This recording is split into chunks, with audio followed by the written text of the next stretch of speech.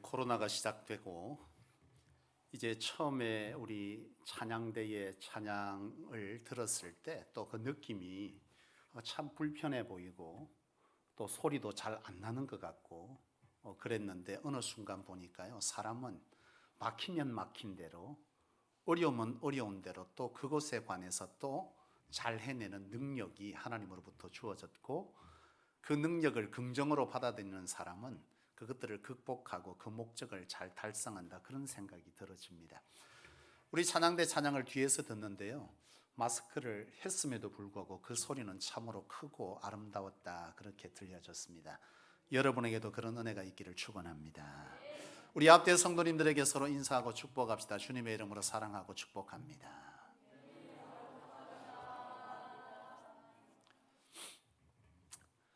예, 하나님이 하시면 어떻게 된다고요?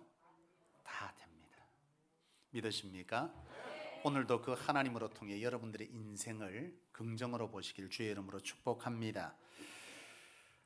여러분, 오늘 함께 받을 말씀의 제목을 먼저 읽고 그리고 오늘 함께 말씀 받기를 원합니다. 한번 제목 읽어봅시다. 시작. 여러분, 사람들은요, 갑작스런 임종을 생각하지 않고 삽니다. 제가 지난 한 3개월 동안 무려 제가 임종에 대한, 장례식에 대한 문자를 3건이나 받았어요. 물론 우리 노회에 관련된 분들의 장례였습니다. 누가 돌아가셨다, 임종했다, 임종했다, 뭐 이런 어떤 얘기들을 제가 문자로 받았어요. 근데 사실 지난주 우리 이옥 권사님 모친도 별세하셨는데, 우리 여러분, 우리 권사님 만나시거든 위로해 주시기를 바랍니다. 권사님 장례 잘 마치셨죠? 네. 참 제가 27년의 사역을 하면서요, 수많은 장례를 또 임종을 지켜봤습니다.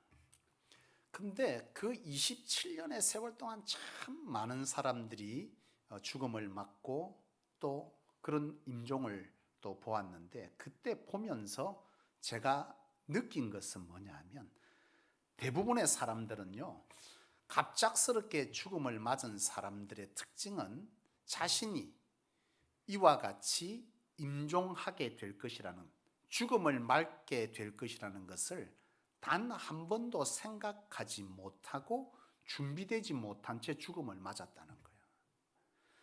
사람들은요, 그렇게 생각해요. 우리에게 내일이 해가 뜨는 것은, 내가 해를 보는 것은 너무나 당연한 거예요. 내년에 내가 오늘 이 12월 6일을 맞는 내년 2021년 12월 6일도 나에게 당연히 주어질 시간이라고 생각하며 삽니다. 그런데요, 제가 본 수많은 임종을 맞았던 사람들에게서 내가 깨달은 것은, 그들도 그렇게 생각하다가 갑작스럽게 죽음을 맞았다는 거예요. 그들에게 예고된 것이 없고, 그들은 그 어떤 임종에 대한 준비를 해놓고 자기 인생을 마치지 못했다는 거예요. 여러분, 제가 청년 시절에 자동차를 가지고 있었는데요, 그때 당시에 보험을 다 들어놓고 자차만 안 들었어요. 왜 안 들었을까요? 혹시 우리 성소교회 여러분들 가운데 자동차를 가지고 있는 분이 자차 보험 안 드신 분이 있거들랑 오늘 예배 마치고 바로 드시기를 부탁드립니다. 제가 사실 자차를 안 들었어요. 다른 건 다 들었어요. 대인, 대물, 자손 다 들었어요. 자차만 안 들었어. 왜냐하면 내가 사고 내지 않을 거니까. 남이 와서 사고 낸 거는 모르겠고 나는 내가 스스로 사고 내지 않을 거라는 이런 막연한, 어떠한 자동차의 사고의 사건들은 남의 얘기라고 생각했어요. 그래서 나는 안 들었어. 근데요, 그게 내일이 되더라고요. 사고가 굉장히 크게 났습니다. 부산 양정 로타리에서 사고가 굉장히 크게 났어요. 트럭과 함께 자동차, 작은 자동차가 부딪히면서요, 잠시 제가 기절을 했어요. 정신을 잃었습니다. 난 정신을 잃은 줄도 몰랐는데 눈을 떠보니까 제 차 주변에 뺑 둘러서 사람들이요, 차에 있는 사람을 밖으로 끄집어내려고 사람들이 차를 다 망가뜨리고 있더라고. 락이 돼 있는데 그 락을 풀려고 유리창 다 깨고 문을 발로 차가지고요. 결국 사고는 본네트하고 앞쪽만 났는데 나중에 사고 다 정신이 깨어서 사고 처리 다 하고 차를 찾으러 가니까 뒤 트렁크 빼놓고는 깨끗한 구석이 하나도 없어요. 발로 차서 다 깨난 거예요. 결국 자동차는요 폐차했습니다. 그때 당시에 제가 자차를 들어놨으면 차 수리해서 쓰면 될 것이지만 난 내가 사고를 안 낼 것이기 때문에 자차를 안 넣었다가 결국 전혀 보상을 받지 못하고 차 구입하고 1년도 채 못 돼서 전부 폐차를 하는 그런 일을 겪은 적이 있어요. 우리는 생각합니다. 이런 사고는 또 누군가의 죽음은 나와 전혀 상관없는 거다. 그건 참 운이 없는 사람, 조심하지 않았던 사람, 환경이 좋지 않았던 그 어떤 상황 속에 몰렸던 사람들의 얘기라 생각하는 거예요. 여러분, 오늘 여러분은 어떻습니까? 내일이 내년이 여러분에게 너무나 당연히 주어질 시간입니까? 여러분, 그런데 중요한 사실이 있어요. 오늘 이처럼 우리의 내일은 또 내년은 우리에게 당연한 것이고 또 그래서 그런 어떠한 임종에 대해서 염두하지 않고 살아가고 있는 사람들에게 하나님은 뭐라고 하셨을까라는 거예요. 누가복음 12장에 보면요, 어리석은 부자의 비유가 나옵니다. 한 부자가 현대판으로 바꾸면 그런 거예요. 이 사람은 굉장히 많은 재물을 가지고 있는 사람입니다. 한 해를 마치고 지금쯤 됐을 때 한 해를 돌아보니까 자기에게 수입이 굉장히 많았어요. 그래서 그는 생각합니다. 얼마나 내가 또 올 한 해 동안 모았을까. 자신의 모은 것을 보니 차고 넘칩니다. 이 정도 또 어디에 내가 투자해 볼까. 이 사람의 생각은 온통 모으고 쌓는 것에 모든 생각이 집중되어 있어요. 얼마나 집을 더 넓힐까, 어떤 땅을 사서 투자할까. 끊임없이 이 사람은 자신의 부를 쌓고 있습니다. 모으고 있어요. 그리고 그는 자신을 돌아보니 그 쌓은 것이 실로 많아서 생각합니다. 이제 나는 내가 할 수 있는 것은 이 쌓은 것을 가지고 뭐 하자는 거예요? 즐기면서 내 인생을 즐겁게 살아야 되겠다. 이렇게 생각하고 있을 그때에 바로 하나님께서 그 사람에게 말하는 거예요. 오늘 밤에 내 영혼을 내가 데려가겠다. 그러면서 하나님께서 하시는 말씀이 뭔 줄 아십니까? 그 앞에 오늘 밤에 내가 내 영혼을 데려가겠다. 그 앞에 가로 열고 가로 닫고 그 앞에 단어가 있습니다. 뭔 줄 아세요? 어리석은 자여입니다. 어리석은 자여, 내가 오늘 밤에 내 영혼을 거두어 가리라. 이 사람은 왜 어리석죠? 하나님이 보실 때 이 인생이 왜 어리석냐 이 말이에요. 왜 어리석습니까? 자신의 개인적 종말, 인종에 대해서 전혀 염두하고 살아가지 않았던 것에 대해서 하나님은 어리석다고 한 겁니다. 오늘 우리가 바로 이 부자처럼 이 땅에 끊임없이 모으는 것에 이 땅의 즐거움을 위해서 살아가고 있는 인생이라면 하나님은 우리에게 말씀하는 거예요. 이 어리석은 자요. 나는 오늘 저와 여러분들이 우리에게 주어지는 일상이 하나님의 은혜고 언제든 하나님께서 거두시면 우리의 인생은 거두어질 수밖에 없는 인생인 것을 알고 염두하고 살아가는 복된 인생 되기를 축원합니다. 그것을 모르고 살아간 인생에게 하나님이 하시는 말씀이 뭐라는 거예요? 어리석은 자라는 거예요. 어리석은 자. 여러분, 누가복음 16장에 보면 부자와 거지 나사로의 비유가 있습니다. 예수님께서 비유하신 건데요, 예수님이 비유하시기를 한 부자가 있는데 그 부자는요 굉장히 부유했습니다. 사는 동안 모든 즐거운 것과 부를 누리면서 그렇게 살아가는데 그 집 앞에 나사로라는 거지가 사는 거예요. 이 나사로는 무엇인가 일을 해서 자신의 인생이 살아가기를 원하는데 써주는 데가 없어. 가는 데마다 자신의 모습이 어떠했던지 써주는 곳이 없어서 이 사람은 그저 뭐하고 있는 거예요? 할 수 없이 부자의 집 앞에서 얻어먹고 사는 인생으로 살아가고 있는 거예요. 그런데 어느 날 예수님이 비유해 보면 이 부자도 죽고 거지도 죽었다는 거예요. 그런데 이 두 사람이 죽었으면 우리는 뭐 하는 거야? 죽으면 그만인 거지만 분명 이 예수님의 비유해 보면 죽음 이후에 심판이 있다는 거예요. 심판이 있는데 이 부자는 어디로 갔다는 거예요? 음부에 떨어졌다, 지옥에 갔고 거지 나사로는 천국에 갔다고 기록합니다. 왜 갔을까? 그것은 기록하고 있지 않지만 분명한 사실은 부자는 죽음 이후에 하나님의 심판을 염두하고 있지 않고 살았던 어리석은 자였고, 거지 나사로는 죽음 이후에 하나님 안에서의 자신의 인생을 염두하고 살았던 자라는 거예요. 바로 이것이 천국과 지옥의 이 인생을 나눈 거예요.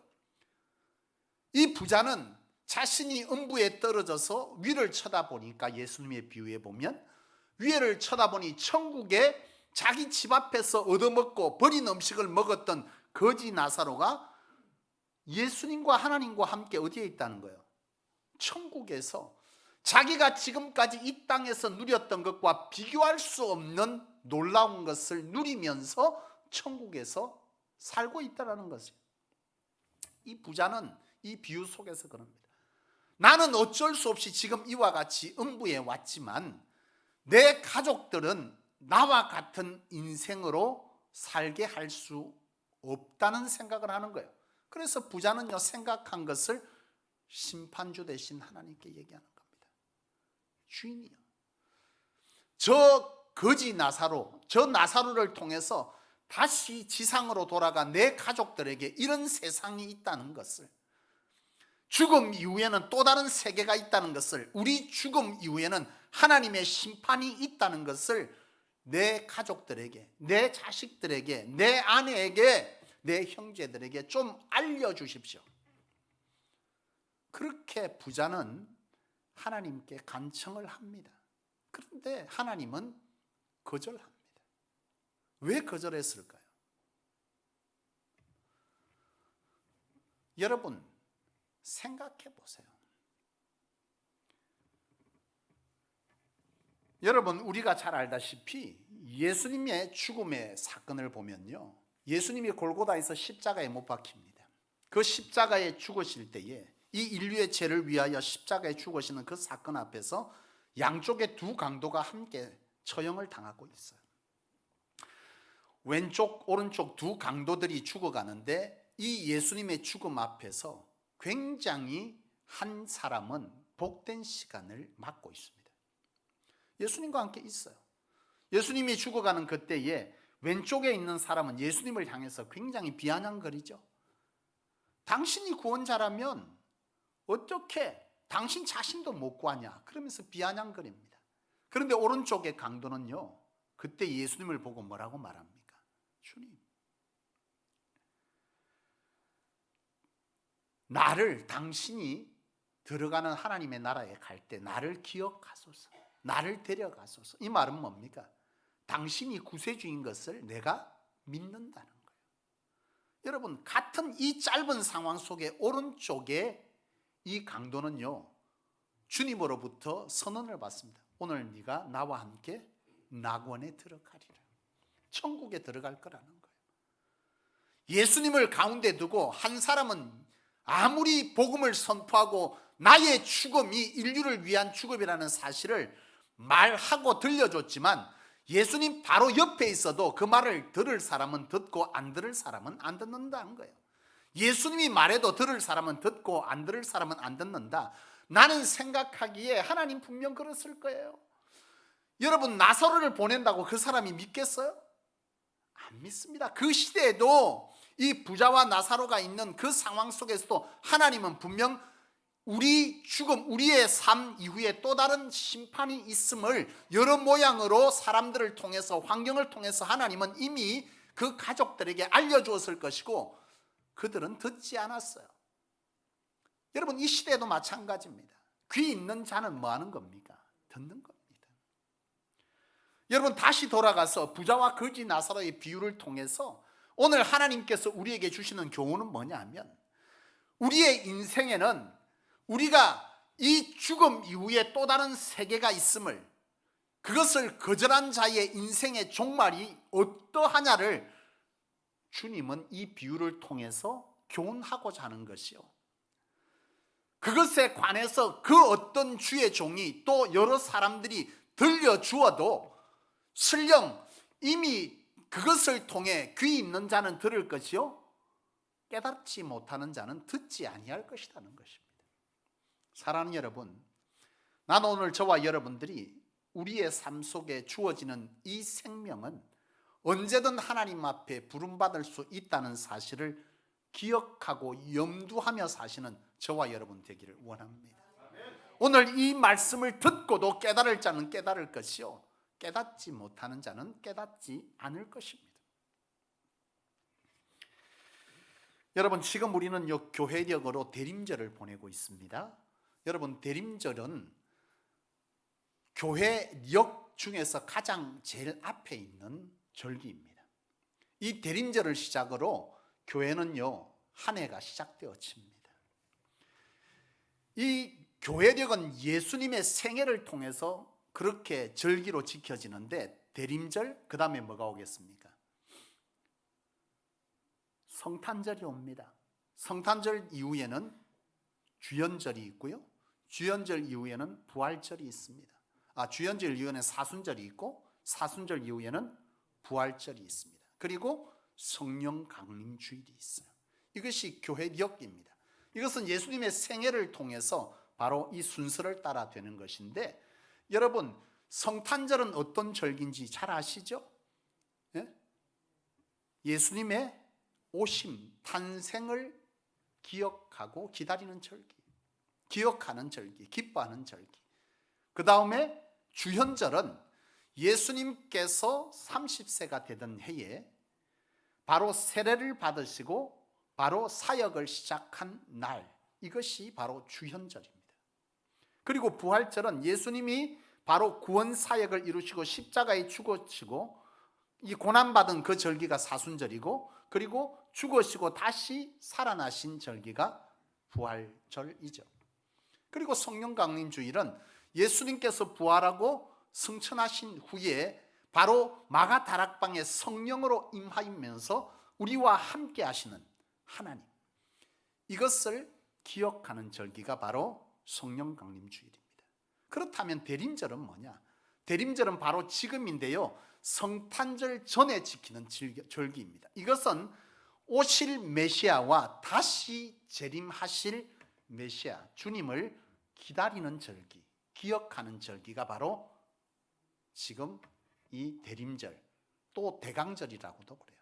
그래서 이 대림절은 가장 먼저 시작됩니다. 이 절기를 통해서 우리 그리스도인들은 1년이 시작되는 거예요. 예수님의 오심을 기다리는 절기, 예수님의 오심, 그리고 예수님의 사역 시작하심, 고난받으심, 부활하심, 그리고 성령으로 임재하심, 바로 이 절기들을 통해서 교회력들이 돕니다. 여러분, 지금 대림절입니다. 대림절은 어떤 절기라고요? 예수님의 구원자로 오실, 우리를 구원하실 예수님의 오심을 기쁨으로 기다리는 절기이자 심판주로 다시 오실 그 주님을 기억하고 기다리는 절기가 대림절입니다. 여러분, 이 대림절에 여러분은 어떤 시간을 보내고 있습니까? 대림절은 이처럼 오실 메시아와 심판주로 오실 주님을 기억하는 절기.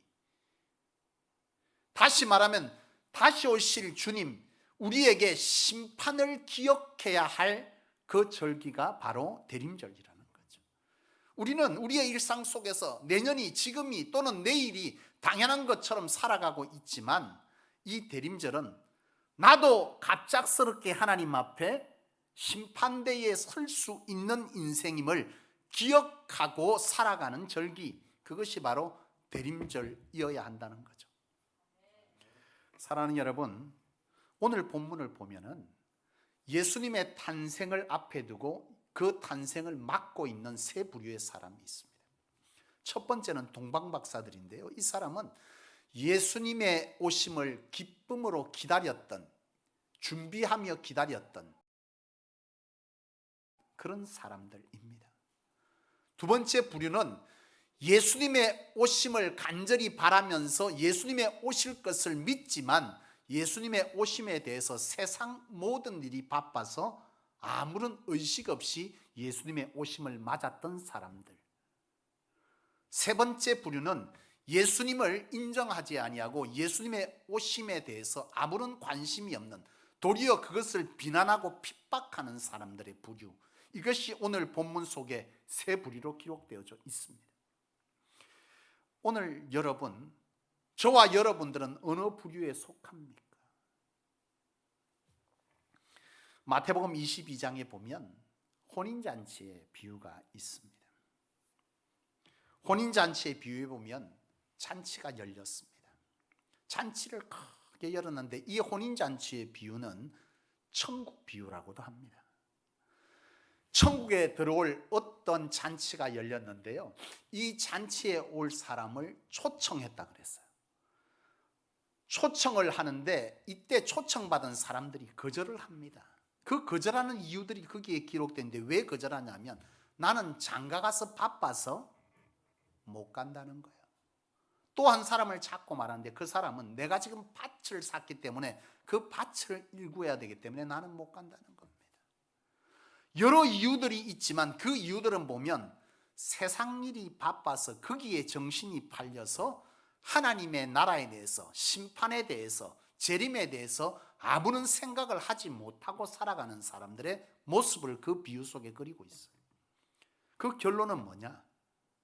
그들은 하나님의 축제에, 하나님의 나라의 기쁨에 동참할 수 없었다는 거죠. 이어서 마태복음 25장에 보면은 열 처녀의 비유가 있습니다. 이 비유도 똑같이 천국의 비유입니다. 하나님의 나라가 있는데 이 하나님의 나라의 비유를 열 처녀의 비유로 설명하고 있어요. 예수님이 비유한 것입니다. 바로 열 처녀가 있는데 이 열 처녀는 신랑과 함께 잔치에 들어갈 사람, 천국에 들어갈 사람이에요. 이들은 초대받았습니다. 그런데 이들은요, 갑작스럽게 신랑이 와서 바로 그 천국에 들어가야 하는데 이 신랑이 오지를 않아. 이들은 촛불을 켜고 그 신랑과 함께 들어가야 하는데 이 촛불을 켜고 기다리고 있지만 신랑이 오질 않아서 잠이 듭니다. 한참 자고 있는데 갑자기 신랑이 온다 이 얘기가 들렸어요. 이들은 눈을 번쩍 떠서 자신들이 가진 초를 점검을 하는데 5사람은 10사람이 다 초가 꺼져 버렸어요. 5사람은 이 상황을 언제 올지 모를 이 상황을 예비해서 바로 기름을 준비했습니다. 이 등불에 기름을 부을 수 있는 건데 초가 아니고 이 등불을 5사람은 준비했지만 5사람은 갑작스럽게 맞을 이 종말을 기억하지 못했어요. 그들은 온다는 소식을 들고 다시 기름을 가지기 위해서 쫓아가는 사이에 신랑은 도착했고 기름을 준비한 5 처녀만 신랑과 함께 잔치 들어갔다 그럽니다. 이 비유는 뭘 말하는 거죠? 이 비유는 자신에게 주어진 장차 오실 재림에 대해서 예비하고 염두하고 사는 자의 인생과 그렇지 못한 어리석은 5사람의 인생을 비유한 비유입니다. 예수님은 이 기름을 준비하여 자신의 종말과 재림을 준비하며 사는 이 사람을 일컬어서 예수님은 슬기로운 처녀라고 말합니다. 자, 여러분 다시 전체를 펴볼까요, 설교를? 앞서 종말과 자신의 개인의 인종을 전혀 기억하고 염두하지 않고 살아간 자를 일컬어 예수님은 어떤 사람이라 말했다고요? 어리석은 자라고 말했습니다.